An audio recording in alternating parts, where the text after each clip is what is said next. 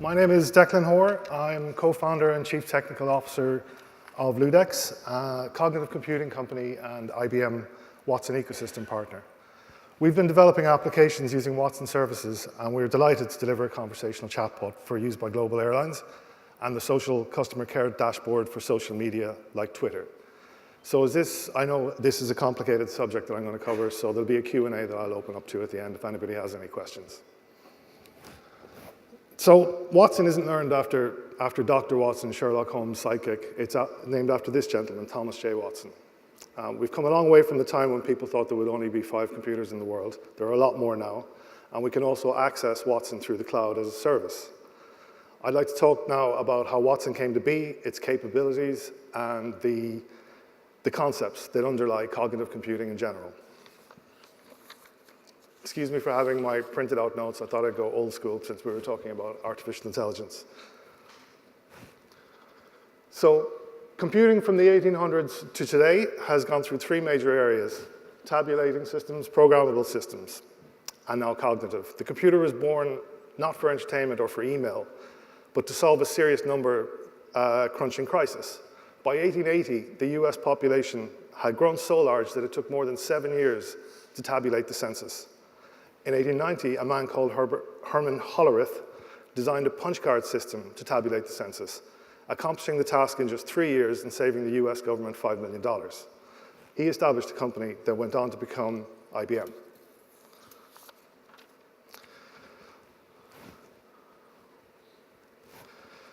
So 3 capabilities differentiate cognitive systems from traditional program systems. There's reasoning, they reason. Sorry, I think I have the wrong slide up here, I beg your pardon. How does cognition work? What drives the power of cognition is a common cognitive framework that all humans use to inform their decisions. We all observe, we interpret, evaluate, and decide, including the most advanced experts in the world. All experts use this same cognitive framework to achieve mastery over whatever their given subject is. Through hands-on experience and meaningful feedback over time, experts learn from a body of knowledge and apply it to make decisions. What changes is the corpus of knowledge. Now, experts are the lifeblood of any organization, but nowadays even the top experts can't keep up. What if a system could help us reason over the universe of data, information, and knowledge that could inform the decisions and work that we do every day? Watson scales expertise to expand what's possible in the workplace. Watson is ushering in a new era of computing. It's fundamentally different from the conventional programmable computer systems that we're used to. It mirrors the same cognitive process that we use every day to understand the world around us. With its ability to learn and navigate the language and protocols of specific industries and communicate in natural language, Watson is revolutionizing the way we make decisions, become experts, and share expertise at scale. So how are they different? There are 3 capabilities differentiate cognitive systems from traditional systems. Reasoning. They reason, they understand underlying hypotheses, they form hypotheses, they infer and extract concepts, very much like a human. They never stop learning. That's one of the key things with artificial intelligence and Watson, is that the more they're used, the more they learn. Advancing with each new piece of information, interaction, and outcome, over time, they develop expertise. And finally, understanding. They can understand like humans do, allowing them to interact with humans and enhance human performance. So let's talk about chatbots. It's important to remember that the goal of most chatbots is not to match the capabilities of a human, to pass the Turing test, which some of you would know about, but to help people achieve specific goals without needing another human being. Their goal is simply to help humans get answers and buy stuff in a way that's better than installing yet another app or figuring out yet another website. And for many businesses, a chatbot system that automatically handles even 30% of customer requests is still a huge cost saver. This is the social customer care dashboard that you saw yesterday. It allows businesses to monitor their social channels and use Watson to analyze messages, detect their emotional tone, like anger, sadness, disgust, happiness, and the person's intent, the thing that they're trying to do, what it is they're talking about. And with this, on top of that, on the left-hand side of the screen, you can, sorry, you can't see it on this one, you can do personality insights. Now, personality insights is a very complicated thing, but it actually follows on from what the lady from Google was speaking about in terms of, so I'd like to talk about that a little bit, even though it wasn't demoed yesterday. A person, I beg your pardon. So, what's personality insight? It's a Watson service. It's based on the psychology of language in combination with data analytic algorithms. The characteristics are described in terms of three models. The first and most important is the big five, which, as you can see, are agreeableness, conscientiousness, extroversion, emotional range, and openness. Now, agreeableness is a person's tendency to be compassionate and cooperative. Conscientiousness, their tendency to act in an organized or thoughtful way. Extroversion, their tendency to seek stimulation in the companies of others, and their emotional range is the extent to which their emotions are sensitive to their environment. And finally, openness is the extent to which they're open to experiencing a variety of activities. Now, each of these categories has subcategories that you can see up here that allows you to match them up with the consumer needs and values. So I know that's a little confusing. So let's take an example. Agreeableness. So people who score highly in agreeableness would exhibit signs of altruism, trust, sympathy. And those who score low would be shown as self-focused, cautious of others, and hard-hearted. Now, why does that matter? Combined with the other two models, needs and values, which you can see on the right and the middle there,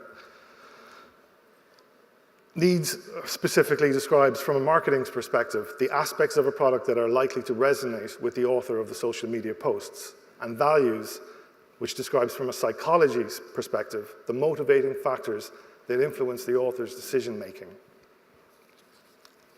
Now, this particular individual, I have somebody famous off the internet that I've done it on. If you look up here, you can see that an awful lot of that person's scores are very, very high in terms of openness, conscientiousness, agreeableness, harmony, and love. And the reason for that is, so what can that do for you? The Personality Insight Service enables you to derive insights from social media, enterprise data, or any other digital communications, email, text messages, tweets, forum posts. The service can then automatically infer a portrait of individuals that reflects their personality characteristics. It can determine their individual consumer preferences, which indicates their likelihood to prefer various products and services or activities. So on a business level, Personality Insights can help businesses learn their client preferences, improve their satisfaction, and strengthen the relations. But these insights can also be used to improve your client acquisition, retention, and engagement, and also to give very, very guided personal engagements and interactions to better tailor your products, services, or whatever else for individual customers. So what are the practical applications then? Because I know that's what you want to know about. IBM have recently conducted some research on this very, very subject, where they got a load of psychologists to go out into the field, contact people whom they had done personality insights on with big Twitter feeds or whatever, and give them a psychological analysis, which is basically a questionnaire that they filled in. When they compared the responses to the personality insights that they had run on it, they found some very interesting results, and I'd like to share a couple of them with you. So people who measure highly for modesty, openness, and friendliness are also more likely to retweet information when asked by an organization. And the second one is people with high openness and the low emotional range, as inferred from their language and social media, they respond favorably to clicking an advertisement link or following an account. Now, targeting the top 10% of this group in an ad campaign increased the click rate from 6.8 to 11.3%, and the follow rate from 4.7 to 8.8%. Now, that's an increase of almost 80%, simply by using the personality insights to target who you're targeting.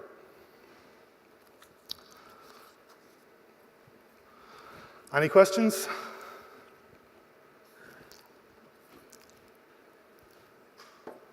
Where did you get the data for the analysis? I beg your pardon? Where did you get the data for the analysis? It's just from his tweets and his replies. Twitter. Yeah, you just fed in his Twitter handle, and the personality insights is designed to go out to the internet, get their information off whatever posts you're using, and then pull it back in, give it to Watson, and give you the results.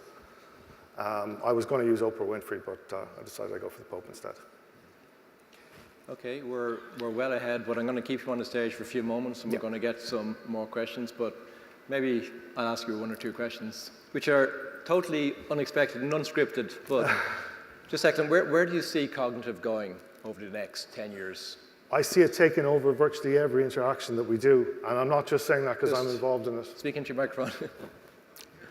You can hear me? You can hear me? Yeah, good. The people I speak to at IBM, not so much the engineers, but the people who are working around what their customers are doing are very, very, very bullish for cognitive in general. Not necessarily their cognitive, but they see it replacing apps, they see it replacing websites. It's usable, cognitive is usable in any channel. It's seamless.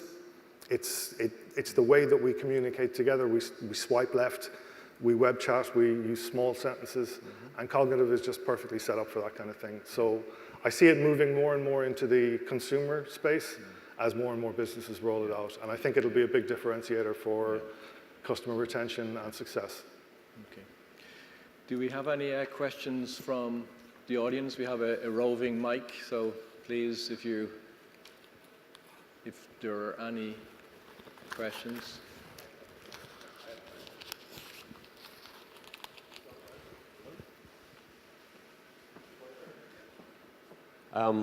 Yesterday we got the demo from Christian of the OpenJT social, but there was a whole point there where he was talking about the absorbing of all the questions and all the FAQs. Do you want to explain a little bit more of the detail of how that actually happens? And get into the technical side of it? Get into the technical side of it here, because the audience will be interested in that. If you want to train Watson, you need to get examples of how your customers speak, which is easy now because it's all on the internet. So you find examples of how your customers speak, and then you train Watson with those examples. And that gives it the context of your business, of what you do, because Watson is like the smartest 5-year-old child you ever met, but it has no idea what you do at work. You need to tell it what you do. You need to give it the context of what you're about, whether it be airlines or whatever. And once it has that context, it applies all of the machine learning techniques that IBM has invented to your context. So you're getting an AI that's built, and you just train it on your subject. So it's a lot easier than going out and doing machine learning and big data, because the tools are there to actually take what you already have and use that to train your AI. And there's various parts that have been used in the demos. For the social care, we used something called tone analysis, which doesn't need to be trained. It's human emotional sentence tones. And you just send it whatever you want, and it comes back with a very accurate angry, sad, disgust. We also use a classifier, which we do train. So we gave that hundreds and hundreds of examples of questions that have been asked about airlines from Twitter. And we classified them. We said, that's about online check-in, that's about bookings, that's about payments. And once you train up your classifier, you can send any new piece of text to it, and it will give you a classification based on what you've trained with a confidence, which is what you saw in the demo yesterday. Yeah. And then the third part is the personality insights, which again is all done automatically once you have the Twitter handle or the Facebook page or whatever. The chatbot itself was trained on, I think in the end, about 1,400 interactions. Inside it has about 800 branches of logic. It's got natural language understanding built into it. So once you give it the context of the conversation, what Christian would have told you yesterday about intents, entities, and dialogues, and you can build a very, very seamless conversation. We've had people forget that they've been talking to a bot, even though we say we're a bot. People say thank you all the time. It's a very intuitive interface. So if an airline wanted to, can you put the mic on, please? If an airline wanted to start, where would they start with their first iteration, if you will, of getting their own bot up and running? What's the first thing they do? Well, they decide what's the top 5 things that they want their customers to do with automation, which you probably already know. You know, it's manager booking, it's payments, it's additions. Then you do a Wizard of Oz session where you figure out what that conversation should look like. What is a Wizard of Oz? It's two people in a room with two pieces of paper, one of them's pretending to be a computer and the other one's pretending to be a person. So you write a script, and then you put a person in front of it and you see if it works. We call it the Wizard of Oz because there's somebody behind the curtain. But it's the most effective way to get your script for your bot right first. Then you go out and you get your examples of how people ask your agents, say in the call center, how they're spoken to by their customers specifically. Not just how that sentence could be formed, how that person could ask that question, but how do your customers frame their questions? Yeah. And you feed that into the bot and you just keep training it, and it gets better and better over time. Once you release it to your customers. So we got a question down there. John McQuillan, if my eyesight's correct. Yeah, John. Hi, John. Hey, Declan, thanks for the presentation. Just wondering, in terms of things like personality analysis, Yeah. what will GDPR do to that type of thing? Will it have to stop or can it continue? No, because these things are publicly available that you're using to do your access. Twitter is publicly available. I don't think that change. Personally, I don't think that changes GDPR because GDPR, as far as I understand, requires that you give permission to use that data even if it's publicly available. Twitter already takes care of that within their terms and conditions. Once you have an API that can connect to it, which is easy to set up, their API has all sorts of terms and conditions about what you can do, and that's all held within there. So they won't let you do anything illegal. Yeah. So. Sorry. Sorry, yeah. GDPR is General Data Protection Regulations. You have to specifically give permission to whoever is doing the analysis. So the fact that Twitter has it does not allow me to analyze it. I don't know off the top of my head will be the answer then, John. If you can give one of the guys your card, I'll make sure that I follow up with that, though. Sure. Luke, you have a question? Yeah. Oh, Daniel? Last week at a conference, I stated that chatbots don't really work for me yet. I tried quite a few. Where are we in terms of maturity of the chatbots right now in travel? Are we baby, kids, teenagers, twins, We're adults? kids. We're kids. One of the issues around chatbots is chatbots were invented 2 years ago as a conversational tool. But what we're talking about are business bots. We really shouldn't even be referring to them as chatbots. They're not for conversations. They're for getting things done. So an awful lot of people, their first experience of a chatbot is going online, maybe downloading one for Skype or something like that. And they're very basic. Some of them are very sophisticated, but most of them are very, very basic. But what we're talking about is having a scripted interaction for a person to guide them down a specific channel, and they work extremely well in those kind of areas. Over the next 5 to 10 years, it will expand out in terms of its built-in functionality to be able to understand all of the things that you want to talk to about. But at the moment, number one, I would not recommend putting out a chatbot like that because people will just abuse it. And you read stories about this all the time, people misusing chatbots. And number two, you're training it.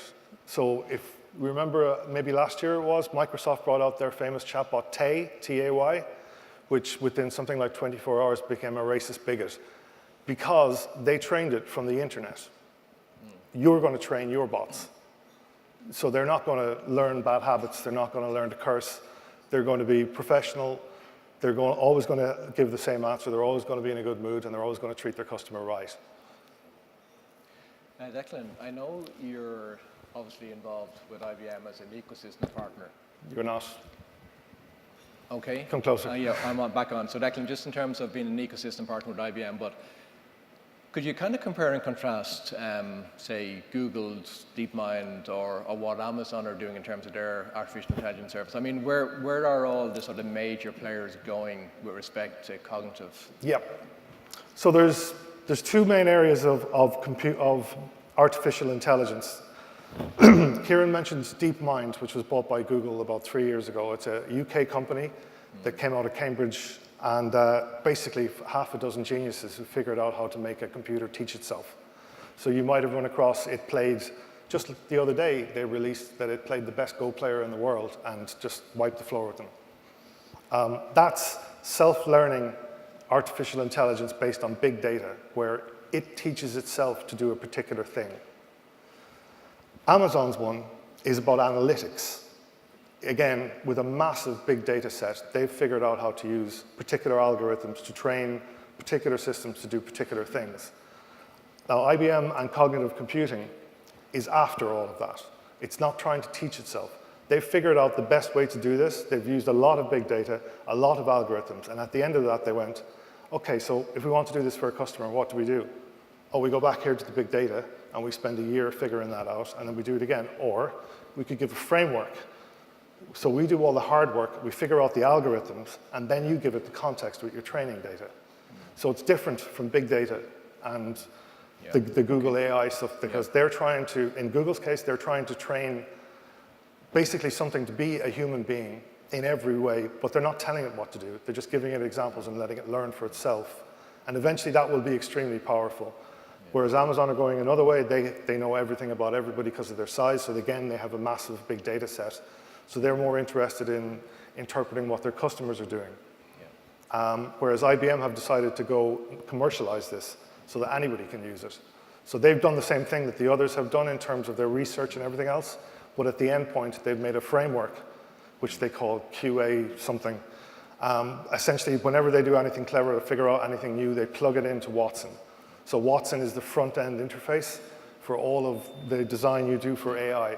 So you don't need to know anything about machine learning. You don't need to know anything about big data or how to analyze massive terabytes of data. It's not about that. That's been used already to train the algorithms that you can now apply to your business. So it's not big and scary because I'm not a mathematician and it is perfectly doable with Watson. So perfect. Hi. When you train Watson on a problem, is it inherently language specific, and do you have to start from scratch if you need to support users talking different languages? No, you don't. You can do that. You can write a specific Watson instance. You can train it on a particular language. But in a lot of cases, it's easier to train it on the one language, say English, and then they have a language translation API, which you just put in front of that, which will translate to your core language, be it English, Chinese, French.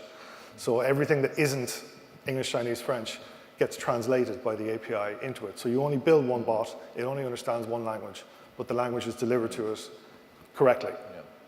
And Declan, just to clarify, so in terms of the Far East and Chinese and Mandarin, It's supported natively, yeah. You can build your bot natively in that, or you can alternatively use the bot that you have in English and translate. Or vice versa, you can build it in Chinese and translate to English. Shauna, you have a question.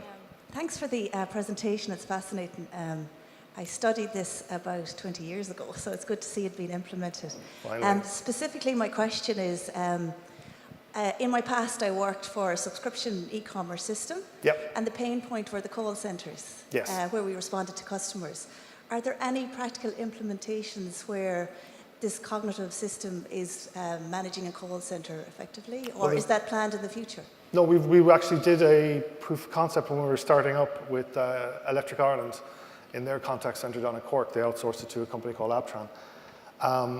And we looked at that from both sides, because what we're talking about here is customer care. There's no human being involved. And on the other side, you can train Watson to help your agents as well. Or you can have a kind of combined flow where Watson tries to answer the question, tries to get the customer to do what they want to do, and then hands off to an agent. But at the same time, everything that they've learned so far is sent to a different part of Watson, the knowledge store, and then gives the correct answer, pops it to the agent so that they know what's happened, they know that Watson hasn't succeeded, but they also know what the answer is before the person even comes to them.